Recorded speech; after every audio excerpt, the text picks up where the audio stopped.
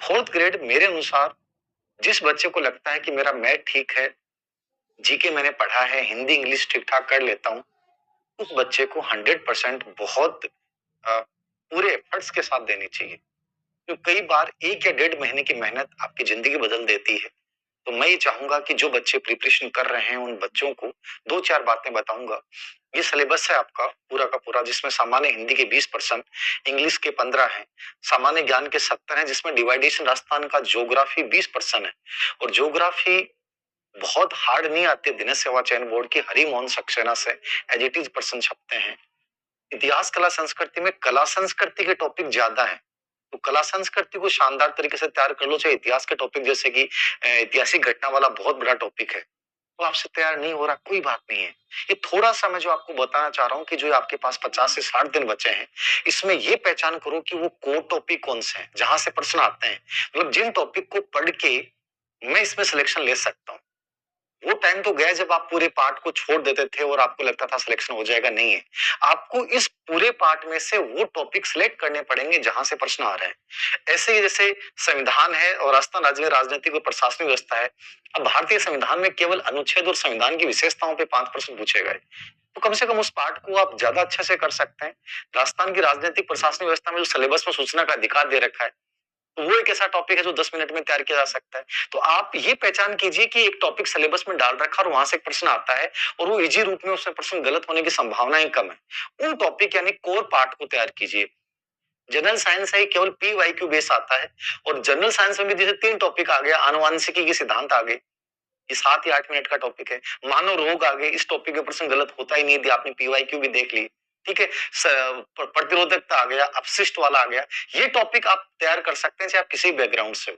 ये नहीं कि जनरल साइंस के 500 प्रश्न मेरे गलत हो जाएंगे, नहीं होंगे। 3-4 टॉपिक तैयार कर लो। ऐसे ही करंट जो है उसमें भारत और राजस्थान के, तो करंट में खेल वाले पे 2 या 3 प्रश्न आते हैं, राजस्थान के भी भारत के भी। तो खेल वाला पार्ट ढंग से तैयार कर लो। राजनीति में जो प्रधानमंत्री मोदी है उनकी जो यात्राएं हुई उनको ढंग से तैयार कर लो। तो थोड़ा सा, और राजस्थान सरकार की जो योजनाएं वो ढंग से तैयार कर लो, बजट वाली और जो नई योजनाएं आई हैं। थोड़ा सा आपको ये समझना पड़ेगा कि इस पार्ट का कोर पार्ट कौन सा है जिसको मैं अब जिस पे फोकस करूं। ऐसे नहीं कि आप बस एक धर्रे में चल रहे हैं उसी चीजों को कर रहे हैं, नहीं। कोई भी युद्ध तभी जीता जाता है जब आप उन हथियारों पे फोकस करते हैं जिनसे लंबा वार किया जा सकता है और जिनसे तेज गति से वार किया जा सकता है, वही युद्ध में विजेता बनता है। और आपको भी लास्ट में ये रणनीति फॉलो करनी पड़ेगी। बेसिक कंप्यूटर मैंने टॉपिक देखे, तो उसमें कंप्यूटर की जो हार्डवेयर सॉफ्टवेयर वाली चीजें हैं वो आप तैयार कर सकते हैं, लेकिन MS Excel, MS PowerPoint, उनमें अप्लाइड प्रश्न आएगा। तो उस पार्ट को आप चाहे छोड़ दें, लेकिन कम से कम इंटरनेट वाला टॉपिक है, नेटवर्क वाला टॉपिक है, हार्डवेयर सॉफ्टवेयर वाला टॉपिक है, कंप्यूटर की इनपुट आउटपुट डिवाइसेस वाला टॉपिक है, इन टॉपिक्स तो आप कर सकते हैं। यही सामान्य गणित है, सामान्य गणित को आप कंप्लीट नहीं छोड़ सकते। यद्यपि ये जो पेपर का पैटर्न इन्होंने डाला है 120%, आपको ईमानदारी से बताऊं कि यदि आप बहुत अच्छे से एमसीक्यू टाइम के साथ अभ्यास नहीं कर रहे हैं तो आप पेपर पूरा पढ़ ही नहीं पाओगे। बहुत सारे प्रश्न आपको आते हुए भी नहीं कर पाओगे। तो गणित में वो पार्ट देख लो जो कम समय में किया जा सकता है, और वो टॉपिक ऐसे हैं जो आपके समझ में आ जाते हैं और आपके प्रश्न गलत नहीं होते। उन प्रश्नावलियों को ढंग से निकाल लीजिए। और सबसे इंपॉर्टेंट चीजों में आपको बताना चाह रहा हूं, इस पूरे सिलेबस में आपके 120 प्रश्न आएंगे, और आपको जो टाइम दिया इन लोगों ने, ठीक है, 2 घंटे हैं सिर्फ। मतलब आपके पास टाइम मैनेजमेंट सबसे इंपॉर्टेंट पार्ट होगा। तो इस टाइम मैनेजमेंट आप एग्जाम हॉल में जाके डायरेक्ट नहीं कर सकते। आपको थोड़ा सा अभी से प्रैक्टिस करनी पड़ेगी। अब कोई भी आप मॉडल पेपर निकालो या आप ऑनलाइन आप कोई भी टेस्ट सीरीज दो, वो टाइम देख के दो। कितने प्रश्न आप कर पा रहे हो 120 में से, कितने आपको आ रहे हैं, कौन सी गलतियां आप लोगों ने की, उनकी एरर शीट बनाओ। एक 3 टाइप का रिवीजन करो।